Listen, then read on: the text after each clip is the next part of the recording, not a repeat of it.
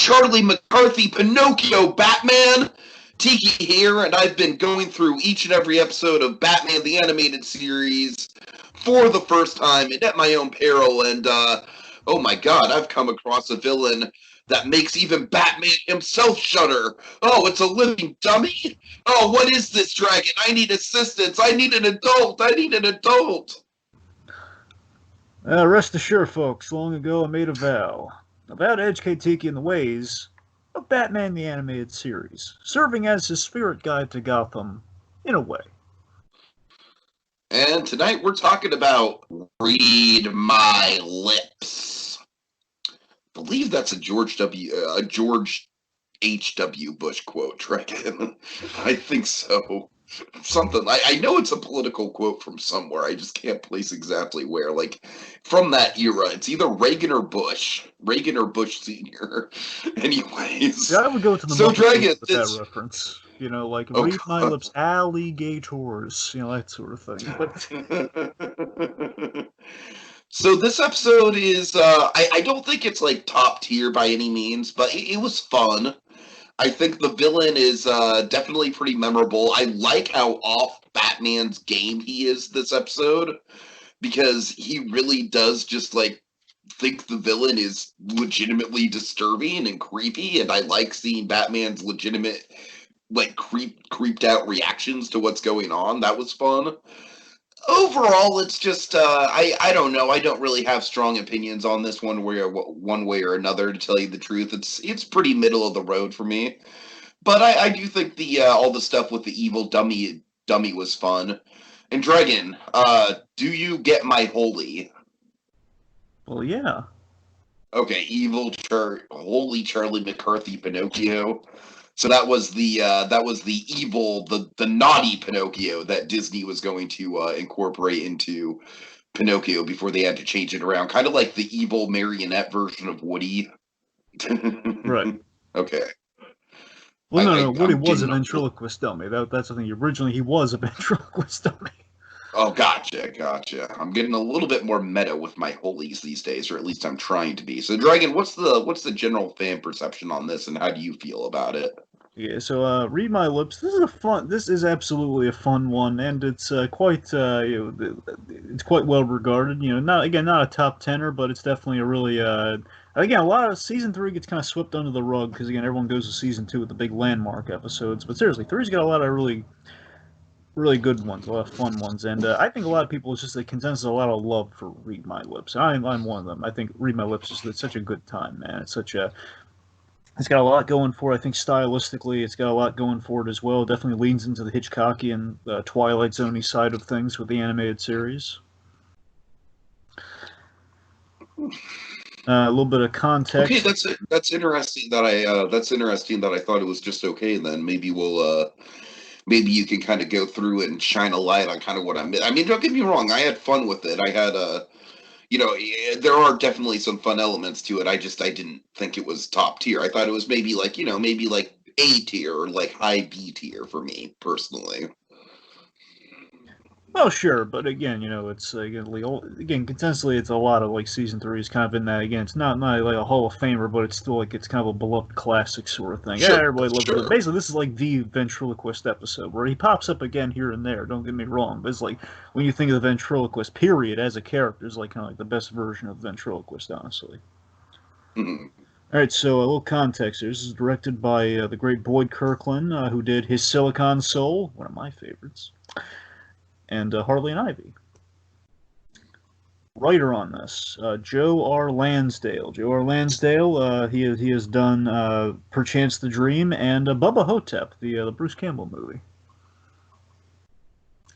Oh, well, Yeah, he's not alone in this, too, because along with Joe R. Lansdale, you have a little bit of Alan Burnett working on this one. Oddly enough, Alan Burnett, of course, he had done the Two-Face two-parter, so again, kind of a face angle with Alan Burnett, as well as a Mask of the Phantasms. When Burnett's involved, you're going to get quality out of Burnett involved in things. Not only is take just to show you how well, I think this episode is just so well concocted, so well, like all the right elements came together for this one, because you have Joe R. Lansdale, who's a dialogue guy. You have Alan Burnett, of course, is kind of quality and kind of your story and your split personalities, as you can probably guess with the Two-Face of it all. And Michael Reeves. Michael Reeves, another Phantasm alumni, and also the other guy from Perchance the Dream. So again, you have like all the players from Perchance the Dream working on this one. Studio also, another reason everything came together. Studio that worked on this, TMS baby. It's TMS.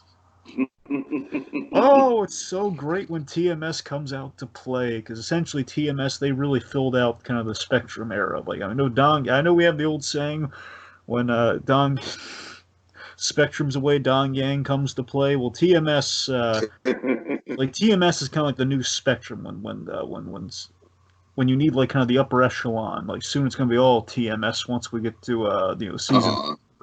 Like TMS is like kind of like the house studio, like the animation mecca. Because TMS they had done Two Face Part 1, they did Demon's Quest. You know how much I love my Demon's Quest, so they do excellent work. The the clay face morphing effects. That's all TMS, man. All right. So not a whole lot beyond that. Just ventriloquist, of course, one of two recent comic book pulls that they made in the animated series. There are only two really recent characters they did, like circa the '90s, for Batman the Animated Series. The ventriloquist wasn't like a late '80s pull, like 1988. They pulled the ventriloquist from the comics and they altered them. They made the ventriloquist, for starters, a good ventriloquist, like the best ventriloquist ever, for the sake of this episode. Because traditionally it's like the idea, oh, he's a deluded ventriloquist who has like, yeah, Gatman and Rogan, he's like the whole that whole thing, and like the relationship was very insult based. Like there wasn't like kind of like there wasn't as much of like kind of like a friendship that we have, like a deluded abusive relationship that we have in this episode. That was not really in the comics. So that's okay. The animated series again added their personal stamp in this episode. So this is why he's like the best version of the ventriloquist. And of course, we've recently, for the first time ever, we've seen the ventriloquist in live action in Gotham for the last season. You don't have that without this episode, really. All right. Well, you know what? Already you're kind of convincing me otherwise of my opinions because I really do like the standalone kind of morality plays. And you're right, there is kind of like a very much an abuse of power going on. It's Dragon, what it is really, it's kind of like a more eloquent version of Split. It's like where Split was kind of like the I would say almost the exploit, the exploitive sort of like, oh, haha, look at this guy with the multiple personalities. This is more kind of like a meditation on multiple personalities, if you will. Absolutely. What's one other thing to mention before we dive right into it? So again, Joe R. Lansdale wrote this one. Of course, Joe R. Lansdale, again, having done Perchance the Dream, this guy's got like a big bona fide of quality when he comes to play. And Lansdale, if you've ever heard this guy, he's so fun. He's a raging Texan, man. He's all folksy. That man's got a flair for dialogue and also a love for the Twilight Zone, which is why you have that Twilight Zone-y kind of dummy vibe here. And his scripts, I've heard that when he writes a script, he writes it like the Albuquerque verse writers when they really love to embellish and sell you on like the scene. Like think of it like the pilot for Better Call Saul, thing like Uno, sure, where it's like Jimmy effing owns the room, and then of course we realize, oh no, he's screwed. What during that opening? That's he writes that kind of stuff into the. He sells you on the scene within the script, and he's all shot based. And point being, Lansdale, when he comes to play, it's a lot of fun. He loves the whole like kind of '40s pulpy thing and like all the gangster dialogue. So a lot of that really shows itself. He's like the full-on Lansdale style. So okay, all that fun aside, let's just dive right into it. Okay, so let's see. We start out with a boxing match, Dragon. Really intense stuff going on there. Really intense fight. It's hot and heavy. Both of them kind of have black eyes. The flashbulb cameras are going off. Very intense match. Very close rumble, and they make out with a killing, Dragon. Not a bad night's take. They have a big stack of cash on them. Yep, everyone came to see Dynamo Dave versus Mad Dog Ted. Great names. I love the transition from the programs to the cash just kind of being fanned around and like, oh yeah, okay, basically really good night's take. The promoter's counting up the money and he gives it to the armed guards to be transported like to a vault or something. And again, timing and the pacing of this show. Again, this is what I'm talking about. When TMS is involved, man, the animation is so flawless in the timing and the breathing room within the story. Which in modern day animation, it's always like you even look at like later DCAU. Nothing against that. DCAU, like when we get to Justice League, it's a little bit more polished, a little bit more like we kind of have a few more cuts and edits like here and there, it's like a little flashier. but they take their time with the pacing. You allow them like to walk down the hallway. Usually it'll be like immediately, the heist goes on, but like, no, they're walking down a hallway, which lulls you into the false sense of security, and the lights go out. Mm-hmm. And they're jumped by 3 men. We have that great jazzy Shirley Walker score. Shirley Walker loves to do the jazzy Batman score, which is really going to come back when we do Bullet for Bullock down the line this season. Trust me. So she loves doing the jazzy score. This is like the first time she really gets to do it. And then I really like just kind of like the silhouette lighting on these goons and the guards that get taken out. Very very stylish. And it's such a brilliantly planned heist, which again, the timing and the direction of the episode really lends itself to like such a perfectly planned heist. So we have let's see, Rhino, like the big the group, kind of the big standout of the bunch. He punches a hole into a vent, and he's given like these spiked kind of climbing things, like put on his hands. So basically, they're climbing up to the roof. And then the trio is just kind of waiting, waiting until 12 on the dot. Because when 12 on the dot hits, way below them, we have a mattress truck. Which again, could they survive a fall like that? But it's like a we don't care moment. It's awesome, man. So three jump into this mattress truck and escape right as the GCPD arrive. Right after all the money's gone, the thug and the crooks have gotten away. Like clockwork, thing goes down.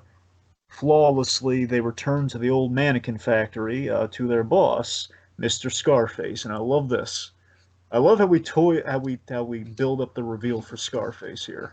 Yeah. It is a really good build up where it's like at first it just kind of looks like it's just kind of like hunched over, like almost like a Joe Pesci type, like kind of like a small in stature but big on words kind of guy. Yeah, and he's just or like he's sitting down, that sort of thing. He's right, just, right, like, yeah, like a short diminutive Pesci type, where he's just kind of sitting down, just. And of course, like Wesker's like right next to him. Like Arnold Wesker, the latter ventriloquist, he's just kind of sitting, he's just kind of standing there, and you think, he's like the servant standing next to the master there. But there's really good framing there for that reveal. Okay, so let's see. So this is just the beginning, boys. So then, of course, we have this. Basically, Scarface is telling us we're going to own this town. And of course, we have the spinning newspaper montage. A lot of spinning newspapers. Who's responsible for the spinning newspapers because he's a huge fan of it? Ooh. Michael Reeves. Michael Reeves loves the spinning. He being the story editor in the room, he's like, okay, but I want the spinning newspapers. We got to do that. All right, now this is what I would describe as a top tier Gordon Batman scene, wouldn't you say? Yes, absolutely. This is one of the Hall of Famers for me. Like, yeah, I know, I don't disagree, Dragon. I feel like it's very much kind of like just encapsulates in just a few moments the Gordon and Batman dynamic so perfectly. And again, TMS, they rendered this so beautifully with the way this scene goes down here. It's like absolutely one of the Hall of Famers. Like this, and I think the firing range where Gordon has that as my favorite line. One of these days, I'm going to nail his feet to the ground. And that one, this one, we get something even better. So, okay, so the idea is that time has passed, and basically Scarface and the gang have now made it like they're the new top gang in Gotham. And again, remember, Rupert Thorne's out of the equation for the time being. So yeah, he would be kind of the top gang in town. So. Classic Batman Gordon scene where Gordon's at his desk, the window's open, like he's looking at paperwork and stuff, and he kind of turns because he thought he heard something. If you look, and this is so cool, if you look, you see Batman's shadow crawling into the darkness of the room. It's so cool. So out of the darkness emerges Batman, one of the best Bat entrances ever as he emerges, and he scares the bejesus out of Gordon. He says, "Oh, have pity on an old man's blood pressure, would you?" Yes, just perfect. Again, just the chef's kiss of a Batman Gordon scene right there. Like yes, perfect. Looks great. Good dialogue. Okay, so the exposition of it all here is that there's a new gang.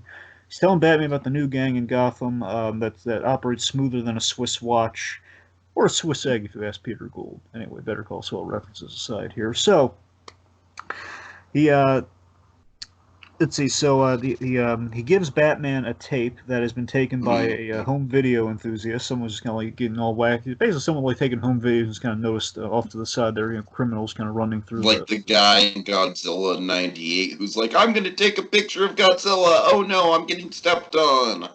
Like a more successful version of that guy, sure. Right, right.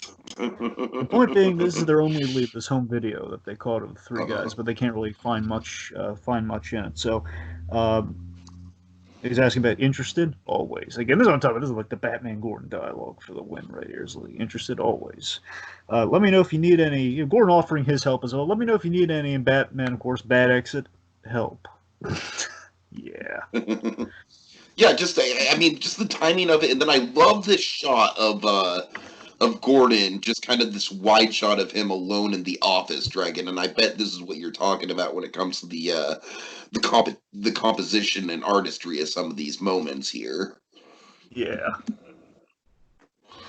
All right. We're in the Batcave. I love how invested Alfred gets in this, by the way. It's like Alfred's kind of like right along with Batman in the investigation. Oh yeah.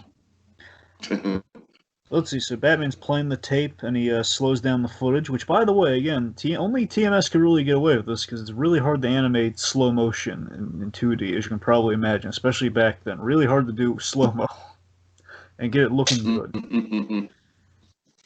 So basically, he's looking for clues, looking for an ID if he can match one with anything, because they're all masked up. Again, they're really smart criminals, so that's the idea. So these are perfectly planned heists. So he spots the giant man, Rhino, kind of running through there, and basically as Rhino crashed through the fence, the wood caught his sleeve and basically revealed a tattoo of a rhino, which as Batman can match it through the database, and finds it belongs subtle to Charles. Rhino, subtle.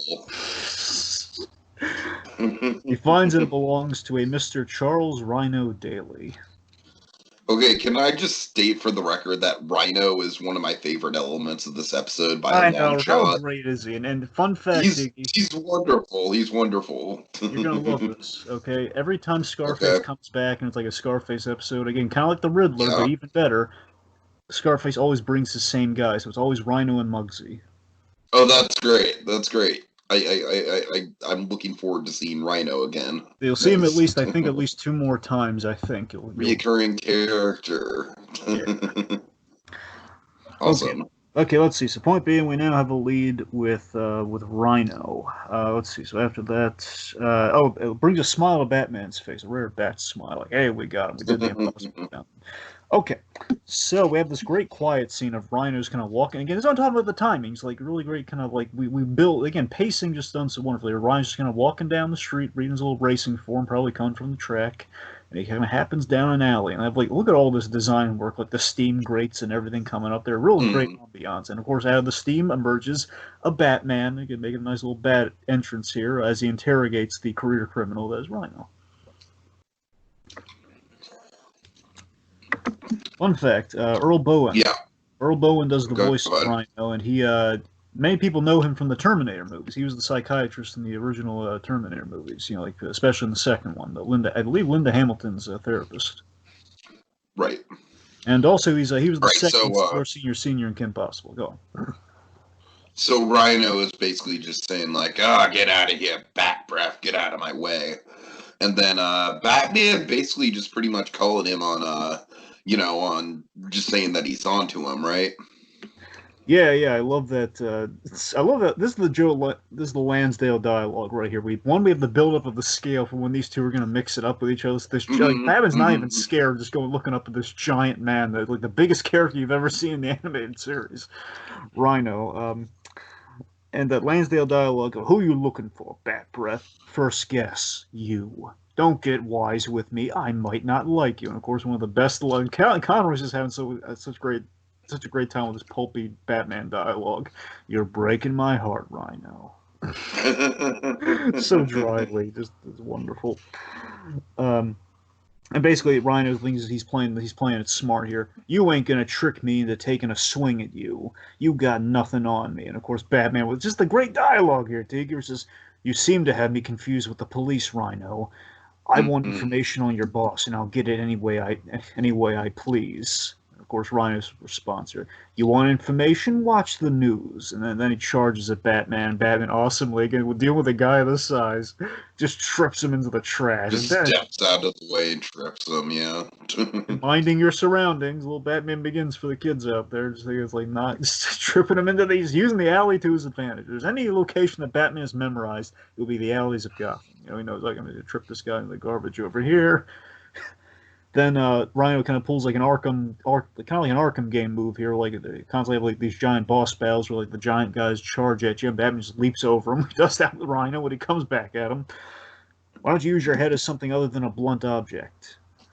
And you know, tell me who your boss is. And it was before they can get anywhere. All the racket, all this rumbling in the alleyway attracts the police. They show up, and Batman very smoothly grapples away. Awesome.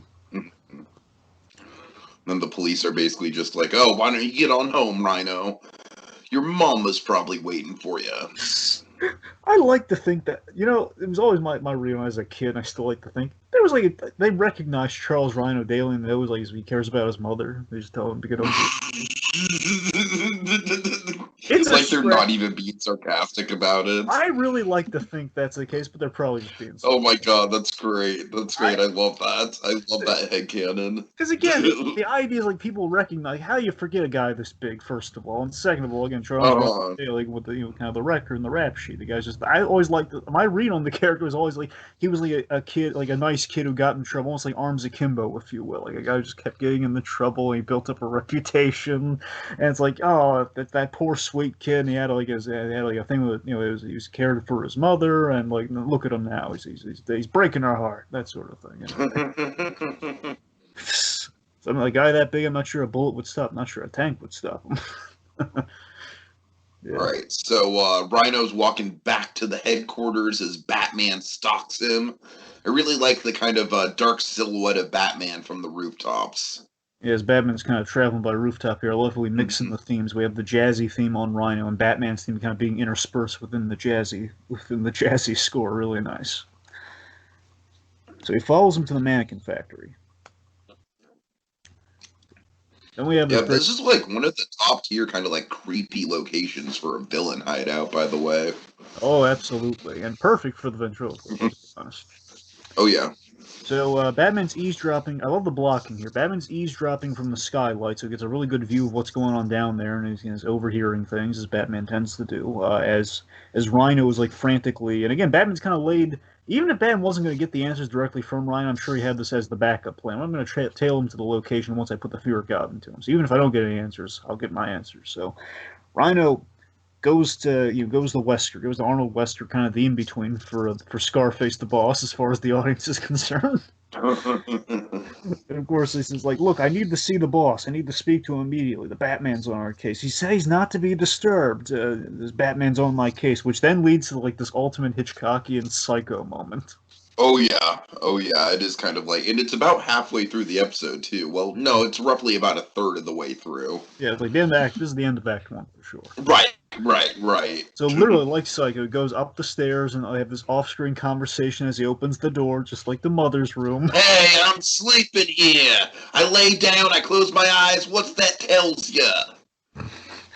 This better be important, or there's going to be fireworks. Again, I love all the old school 40s, though. There's going to be fireworks, and there's going to be Tommy gun fire if you piss me off, that sort of thing. So he goes, okay, take me out there. And of course, then we have the reveal, the act break reveal. The Scarface is a ventriloquist dummy. Okay, this better be good news, Muggs. Good Muggs. And Batman's just befuddled reaction, like, what? And of course, Bruce Timm has a... Like I said, this is Batman, like, off his game in this episode, and it's fun to watch. It's really funny. Bruce Timm on the commentary has this great kind of Batman line that wasn't... It was like he's just joking on, like, rewatching the episode. He's just says, like, it's a puppet. A puppet. Which something Batman would never say, but it just sounds hilarious when you think about it. Thank you, Dragon. Now I know what the end tag of this is going to be. Thank you for that. File it away. It's a puppet. Okay, so speaking of the ventriloquist, let's talk about, so again, the MVP of this episode. So George Dzunza. So Dzunza, I think the second D silence is either Zunza or Dzunza. The point being, George Dzunza does the voice of both Arnold Wesker, and the ventriloquist, same actor, doing both voices. And we've heard this guy before. He's on his big his kind of quote unquote audition was Laughing Fish. He was a bunch of characters in Laughing Fish. He was he was all the victim. He played all the victims in the Laughing Fish that got Jokerized. He was the Oh, okay. fisherman. He was he was like all the G. Carl Francis and that whole anyway. Yeah. And also, he went on after this. He went on to play Perry White in the Superman animated series. That's kind of like the longevity. They really like this guy. Nice. All right. So again, really great contrast in this characters. Of course, 40s gangster. This perfect design of Scarface is this 40s gangster with this Tommy gun, like kind of the built-in wooden cigarette and the teeth. It just looks. The first design, they redesigned Scarface down the line when they do the revamp. When you see him, like you're gonna see this one a couple more times. But it's like this is the best version of that design for the dummy because he looks so 40s and so great. All right. So Rhino's explaining, like, it's Batman, boss. Batman came down on me like a cast iron safe. We're in real trouble.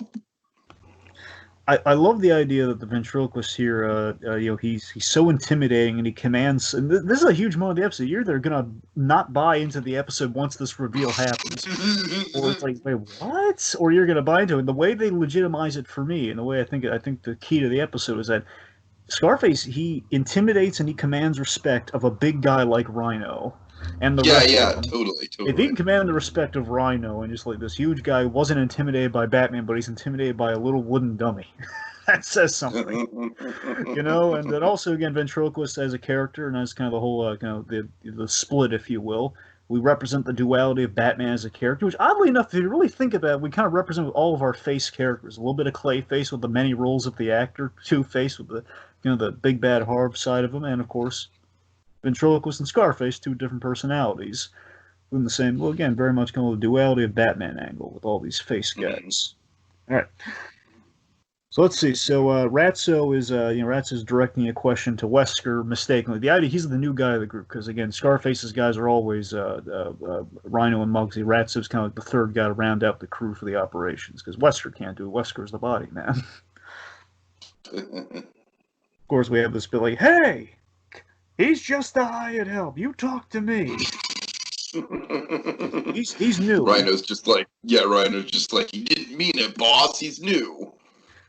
Well, you better get with the program quick. And this is the line that sums. If you ever had one line that summed up a character for Scarface, it would be this: I don't stand for no lack of respect. Again, that's the thing with Scarface. He will not stand. That's why he's so respectable, because he will not stand for any lack of respect. He's the smallest guy in the room, but he commands the most respect. And he'll shoot you. That's the thing. All right, so he's saying we got a squealer in our midst. Muggsy says it's impossible, because, why would we screw up an operation as smooth as this? Because, again, they are really running a smooth operation, because they've been dominating it. Planning these perfect heists. Good to hear, because if I find one, it's drapes for that rat. Oh, God. Like you said, I just love all the 1940s dialogue, Dragon. And Lansdale charmed for days, man. Again, another reason to watch the Bubba Hotep Tiki. All right, let's see. And of course, I love this. This is great. And again, this is where you're really building the heart of the episode too. Again, with Scarface and the ventriloquist relationship, where Mr. Scarface, remember your blood pressure. Shut up. Shut up. They're like an I want your opinion, dummy. I'll pull your string. Just he calls him dummy, he abuses him, but again, there's a connection, there's a need for each other, and there's an underlying friendship. It's an odd couple dynamic, and odd being the operative word, kids, but still, it's something. There's a bond there, and again, like even the Scarface will never say it. Because literally he needs them, but again, they're that same person tethered, but they'll never know it really. So Rhino sings the praises of Scarface. Oh, he's really a genius, that Scarface. And Rat says, well, you mean the ventriloquist? No, it's just like the boss says. Wesker's just, Scarface is the brains, not the ventriloquist. So Batman now has a new strategy. He's taking in all this. Batman has a new strategy for how to get some answers. Okay, now I got to go after the ventriloquist, get some answers for this guy. Mm-hmm. So later that night, what happens? Later that night, Batman sneaks. Oh, God, this is a great moment. Batman sneaks into the bedroom of the dummy dragon. Oh God, he pulls down the sheets, he sees the dummy, he touches the dummy opens its eyes, and oh God, Dragon, this might be the most off his game I've ever seen Batman so far. So here's the thing, this Because scene... Batman just recoils in horror, man. He's just like, oh! Okay, so I want to be clear. This thing's just put in there for fun because it really makes no sense when you think about it. Because, okay, here's the thing. Batman's not even touching what he's doing. Like, he's basically, for some reason, I don't really get. Batman's just going in there, he's examining the dummy, I guess, just for... I don't really get... Well, here's the thing. There's no real good reason why Batman's examining the dummy because it's just a dummy. But still, it's just so we get that jump scare moment, which is fun, and like I don't know, it's like maybe he's just looking on the night. It's a great moment, though. It's a great moment. It is. I get saying I love the moment. It's just like, why is he examining the blood? But it's a we don't care moment. It's like it's just cool though. It's like basically he looks at the dummy. He basically reaches he doesn't touch the dummy, but the eyes just pop open. That's what freaks him out. Like again, it's classic. You have to do it because it's a classic dummy. But like, they shuts the eyes because he's really there to interrogate the ventriloquist. I mean, maybe a part of like again later on he's going to deal with the supernatural side of things, like in a post Ra's al Ghul encounter. Maybe he's wondering, is it possible that the dummy? Maybe he's entering the possibility. Maybe the dummy could be alive after like a post Lazarus pit world. That's what I'm saying, Dragon. That's what I'm saying. Maybe that's the lot. Point being, like, I'll buy it because I love the episode because it's a great bit. Who could fight it anyway? The point being, Batman searches the room for evidence.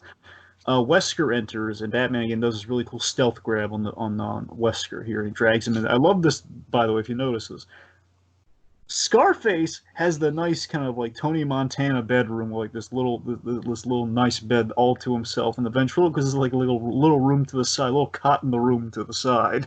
That's where the ventriloquist sleeps, where this little interrogation goes on, and the ventriloquist's tiny room off to the side of Scarface's giant room. Let's see. So the interrogation goes on here. He tells him he's looking for evidence on the robberies, and he tells him to cooperate. So we have the really nebbishy Arnold Wesker claiming, "I don't know anything. I'm just a flunky. I know nothing." And then Batman, with that Lansdale dialogue, he says, "You can think I'm dumb. Just don't talk to me like I'm dumb." Oh yeah. So then they're interrupted. So Scarface comes yelling like, "Dummy, what are you up to? I need my beauty sleep here." Hey, what's all the racket? So Batman plants a recording device or a listening device, right? Yeah, he plants like a bug. He plants a bug on the boat tie. Yeah, a bug. That's the word I was looking for. Thank you. On the bow tie of the ventriloquist. So basically, the ventriloquist is like begging him not to say anything. Please, you don't know what he's going to do to me. He's dangerous. So basically, Batman lets him go, and while under the ventriloquist's nose, he then plants the bug on his tie. So basically, when the ventriloquist has this little interaction with Scarface, which is just, I love the way this shot's so, again, even if not like the original Psycho, it's shot like the sequels where you have like these shots between the corpse and Norman Bates, where you just have, we have the inanimate object, we rack focus, and that's an amazing detail. We rack focus with the dummy in the foreground and Wesker in the background, asking what the deal was. Like what? Let's see how does it go here. So, yes. Why are you sweating, dummy? Why are you sweating? Oh, I had a bad dream, and is that why you left it? Why are you leaving that window open? It ain't no meat locker in here. I'm cold. Just like Norma Bates. Yeah, I just love how there's literally nothing that he can do to please the dummy. It's one of those like poisonous relationships where everything you do is wrong. And again, very Hitchcockian. Oh yeah. He says, "It's like a meat locker in here. I'm cold." Tells him to shut the window. As he goes in there, shut the window. He sees Batman has left and pulled a bad exit, so he's relieved, but still a little nervous. And this is great, Tiki. This is like the split of it all right here. So I love that one personality is trying to keep a secret from the other personality, and of course later on, we're gonna there's Scarface has that whole premonition thing, and this is why he has the premonition, because he knows the other side of himself is keeping a secret. Exactly. So we're in the Batcave. Basically, like Psycho, we're kind of doing that scene at the end of Psycho, but a little better, where we're just trying to kind of basically a little exposition for the audience about what the heck's going on with what you just saw. So we're in the Batcave, and basically he's determined that he is a ventriloquist with multiple personality disorder, or again, for the modern day equivalent, dissociative identity disorder. So whatever you all PC and all that sort of stuff. It's not a split personality. Oh, come on, guys. Let's be honest. Anyway, so whoa, Dragon getting political here. guys, I mean, look, all right. I know it's the right term. I know we want to be sensitive.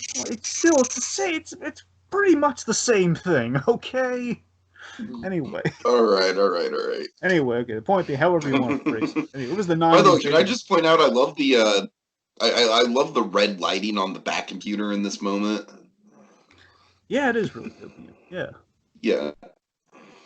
I don't know, just another like kind of visually striking thing that you were talking about. Yeah, you're right. I mean, anyways, the way we framed this with the conversation going on with like the lines and everything. Yeah.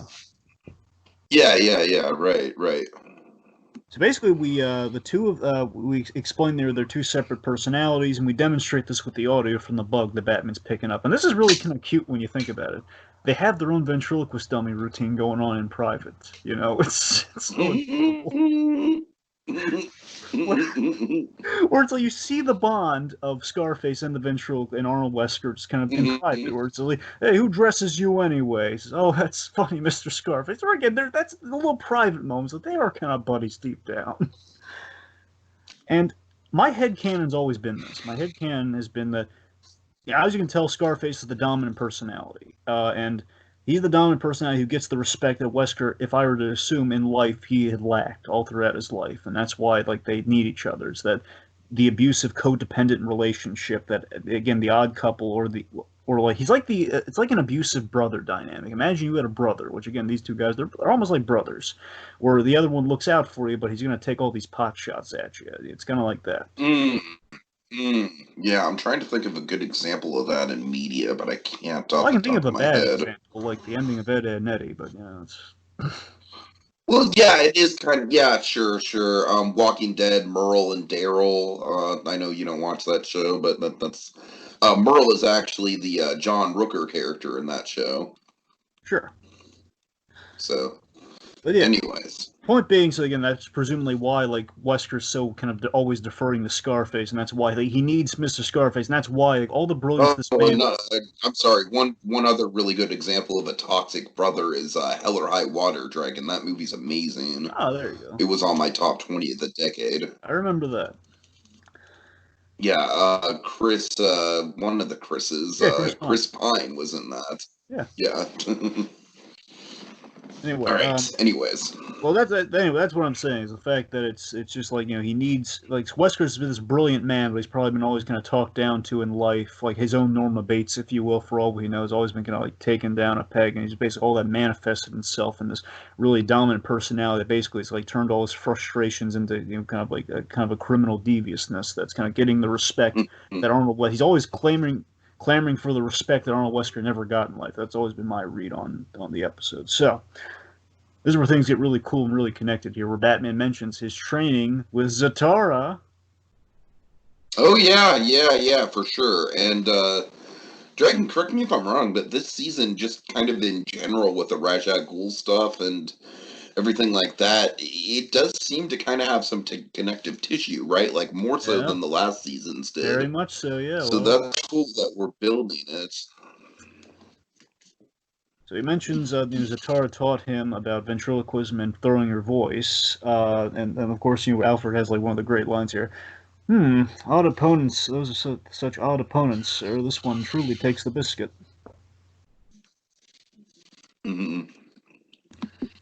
Okay, let's see. So, okay, Scarface is given the lowdown for his... Scarface usually keeps his plans secret until the last minute, which basically means Batman's playing the waiting game, listening in him so he can catch him in the act for the next plan and send them all away. So, Scarface calls his men down about this platinum shipment on a luxury liner, the luxury liner, the Majestic.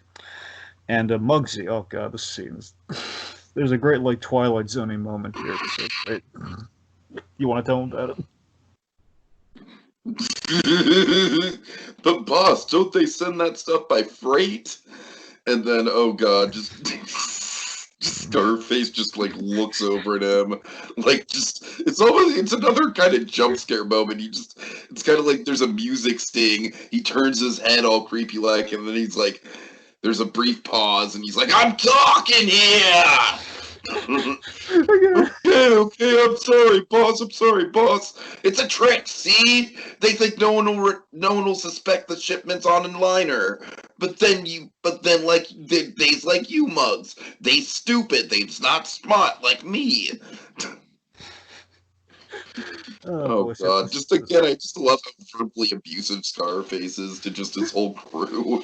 So great. And again, that's always a runner whenever Scarface is around. He commands all the respect in the room, and he just does not give 1 ounce of respect back. So great. So you're gonna see him interact. Succubus for respect. It's great. Is you're gonna see next time you see him, he's gonna be interacting with other Batman villains, and it's gonna get to see him insult other people, which is even better. Oh God. Oh God. All right, okay, so basically Scarface is telling, the whole thing is like, they're doing that to trick the hijackers. They're not smart like me. So as he's saying this, Scarface also notes that he smells a double cross. I got a premonition. Don't put words in my mouth.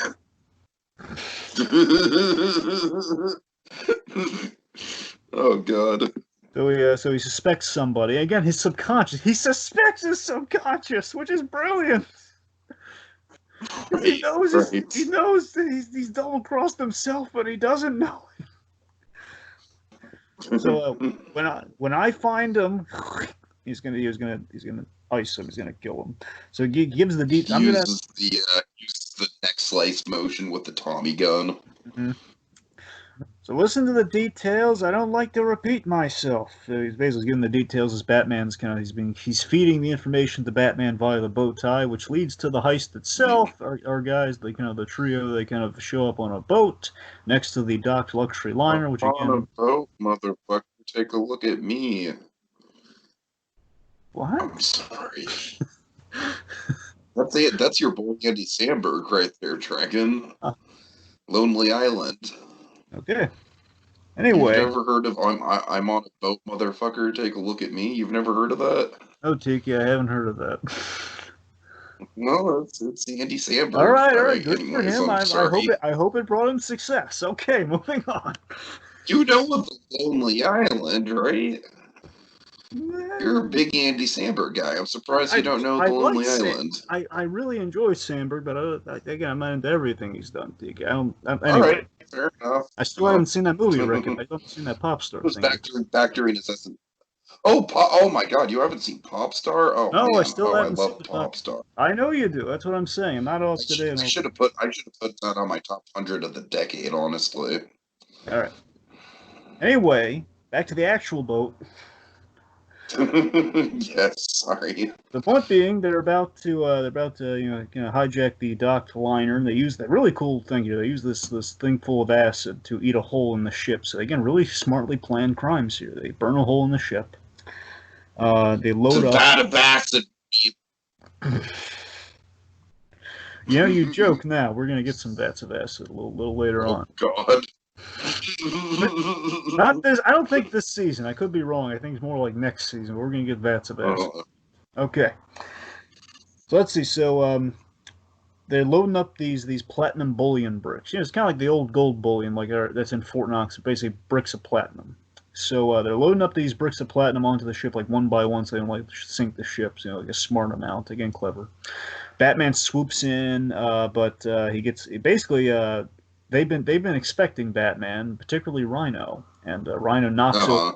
Basically, he knocks these giant racks of platinum onto Batman, which is originally what they were just going to gas Batman, but then when they were pitching the animation, they were pitching the idea, but then he says, you know what, we got a big guy like Rhino here, well, I guess in the original draft for the writing, it's like, yeah, we need to knock Batman out, but what's the more cinematic way of doing it? Well, Rhino just to pay off this whole rivalry they kind of have physically.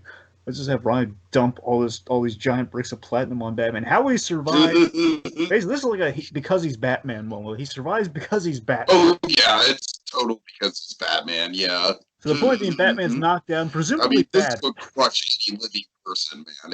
Can we just admit that? Yeah, like no problem. It'd be an instant kill. If it were any other person, dead, goner. But again, because it's Batman, he's just basically Ben's knocked out and he's battered to heck, but he's like getting battered. He's always okay though. So Batman awakens, and this is a great death trap, by the way. Batman awakens and he's strung up above this pit of sharp. Oh man, this is a really creepy death trap, Dragon. Oh Jesus, the imagery is kind of hellish, honestly, in a good way. I think this is such a good third act. I really do. So let's see. So we reveal, and again, this shows you how dangerously smart. Despite, again, the great thing about Scarface, everyone underestimates Scarface because he's a dummy. Where in reality, he is a really smart criminal mastermind here. Where he expected, as he kind of gloats here, he says, he reveals that the ventriloquist found the bug under his bow tie, and he spilled the beans. Or again, presumably the other personality caught on to what was happening there. Why do you have to go and spill your beans? I'm sorry. God. Anyway.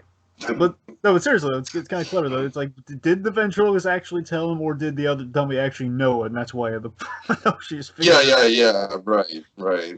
So point being, they set the trap for Batman with the whole platinum shipment. And it was just like a whole ruse to get Batman. Probably nab some platinum while they're at it, maybe a little bit of that too. Anyway, so let's see. So of course, this always cracked me up. Basically, the ventriloquist wants to make like a big point by crushing the bug, but what Scarface and his little tiny dummy foot has to do, it has to has to stomp out the little. Oh yeah, that's great. Yeah, that's a great visual. Alright, so this is one of Batman's. And it takes him like 30 seconds. Yes. So this is one of Batman's most brilliant escapes for a death trap. This is like a Hall of Fame kind of death trap escape for Batman here. Batman, as soon as I saw this, I knew you were going to get a kick out of it, Dragon, because it's Batman kind of like taking his training, but like it's like so outside of like the usual kind of like League of Shadows ninja stuff that we're used to seeing from him. Oh yeah. Batman, he cleverly uses Scarface.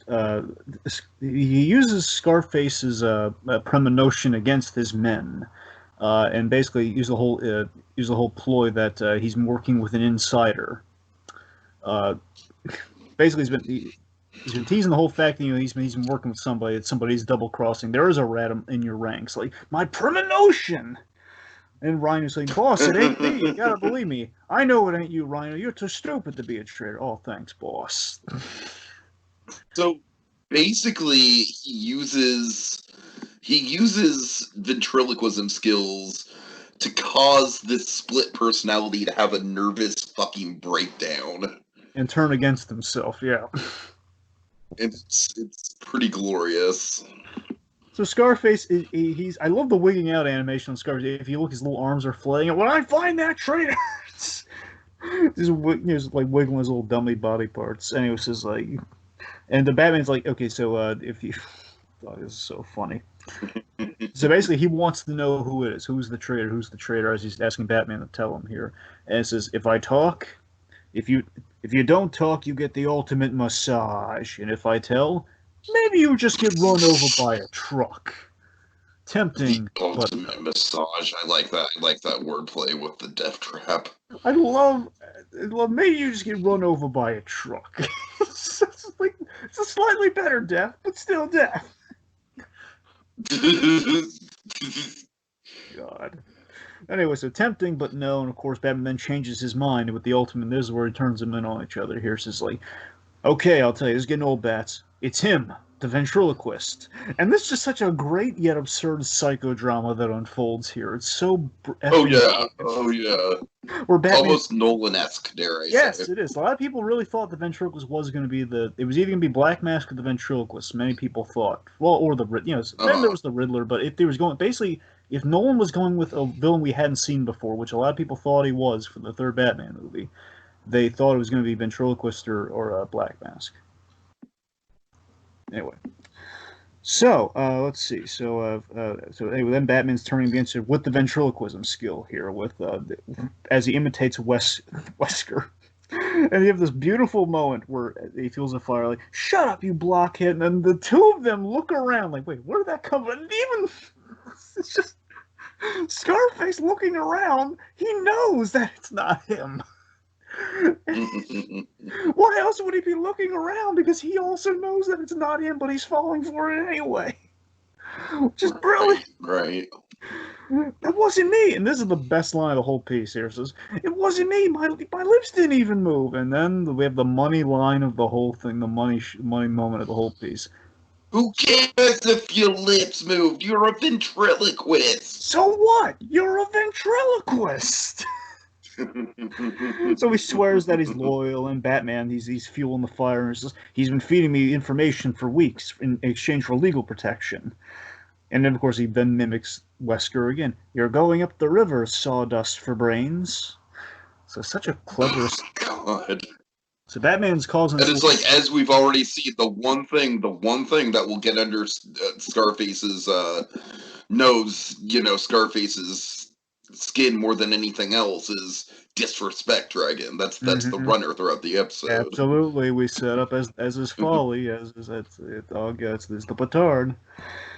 So now Batman uses very, very clever escape here. Basically, as he's been using the schism as a way of like kind of breaking the bonds. Because obviously he's not going to let as ridiculous as it sounds. Essentially, the ventriloquist is going to commit a really elaborate suicide. So as it happens, of course, Batman's not going to let him kill himself. And of course, there's this genius thing where like waste the floor flusher, and of course the henchmen are hesitant here. But boss, if we ice the ventriloquist. Says, I'm surrounded by traitors. So of course now he's turning the Tommy gun in on himself here, and oh god, it's so right before he's about answer it, say your prayers, brag like it ain't gonna do no good. So before he's about to shoot himself, which again such a trippy idea, and again on Saturday morning television we can get away with it because it's a dummy. Batman, he escapes, he loosens his restraints and all this crazy schism that's going on there, throws a batarang at the ventriloquist's hand, disarming him, literally. I'm hit, boys! Get him! We then have an awesome fight here where Batman's he's dodging Tommy gun. Again, you can tell TMS is in the house here, too, because they're dodging Tommy gun fire the way you should dodge Tommy gun fire by the last second. So it's not like that whole it's going all around the place. And it's no, it's he's right. He's evading Tommy gun fire by the skin of his teeth. They have some really swift attacks there. He kicks the gun from Muggsy. And then he goes up against Rhino. This is the big thing we've been building up since Act 1, where he gets a real knockdown, drag-out fight with Rhino. He's punching Rhino like he's a punching bag to no avail. Lobs a lot of body shots at him, no effect. Then, oh my god, Batman does this massive judo flip. Because he uses Rhino's own momentum. I think it's how judo works, where he uses his own momentum against them. He's it's like how he flips Superman in the crossover. He flips Rhino. Wouldn't it be more like Aura, technically? You might be using right. The flips and stuff. I remember it's when you do the... I don't mean to get all technical with it. I'm sorry. Just I had a friend who did Capora, so that's the only reason I bring it up. Well, I mean, the specific thing that he does here, I assume is judo. It's when you do the hand thing, that's judo. When you use the strength and do a certain flip. I think this flip would also fit in the category. You might be entirely right. Though. I don't want to get into the semantics of this. I don't mean to flip, Dragon. It's fine. I'm sorry. Anyway, so... Point being, does the awesome judo flip. They have some great shadow work on Batman throughout all this fight. Really good fight choreography through all this. Again, TMS glory, where been there, done that, and the praise. So Batman takes the lunging Rhino. Rhino, again, as a Rhino, kind of charges at him, and basically he uses Rhino's momentum against him yet again, and basically launches Rhino into a shelf, which then collapses on him and takes him out. Scarface, and here's the big crescendo here. Scarface in the fall from the shelf. The reverberations, Scarface falls from the ventriloquist's hands. He's out of his hands. The two personalities are separated. Muggsy goes for the Tommy gun, and then he aims for Batman, who basically, Batman and ventriloquist are out of the way here. Tommy gun goes off and misses. And when it misses, Tiki, what happens? It hits the dummy, right? Yes, it basically ends up like the real Scarface movie, where basically... We blow him the kingdom come on Saturday morning, but again, not a human. And that's the running gag throughout the entire animated series. So it's fine. It's all fine. Every episode, because they love doing this sort of thing, every episode of Scarface, essentially, they destroy him in a new, creative, horrific way each time. So here we blow him the kingdom come like original Scarface style, like. But what sells it, man? Wester's reaction, like he's so hard, like essentially his brother, like. Oh yeah. Oh, it's literally like a part of his soul is being like painfully ripped out of his body. No! And you see the tears, and oh god, it's just so ripping. Like dance, dummy, dance. Is like he's going down, and Batman awesomely throws a battering in Muggsy's face, which is awesome. And then we have this awesome kind of money. It's kind of it's like the proto baby doll, Teak. It's like the proto baby doll moment where we see this damaged It psychological. is kind of a proto baby doll now that you mention it like that. So we have this great shot here, this great money shot, where we have in all the carnage and all the damage, we have Batman in silhouette, kind of looking almost with pity over this poor psychologically damaged man who's crying over essentially a side of himself, or again, kind of this figure that was an abusive figure, but still a figure that he loved and he cherished and meant a lot to him in life. He's crying over the body of his dead friend as Batman's just kind of watching, and it's like a damaged person looking upon another damaged person. And then we do a little bit more of a kind of a little bit of a Psycho nod here, where again we're seeing a little bit of Psycho 2, perhaps, like the recuperation. So we see Wesker in Arkham, in kind of the wood shop area of Arkham Asylum, a little bit of wood therapy, I guess. The doctors are expositing kind of like in kind of a little Hitchcock style here that the patient is he's making progress. He was on the medication and everything. He's making great progress. The other personality seems to be totally submerged. One of the doctors, one of the guys goes over there and he says, "Oh, nice, very nice work, Arnold." He says, "Thank you." Very, very calm and passively. And then what happens, Sticky?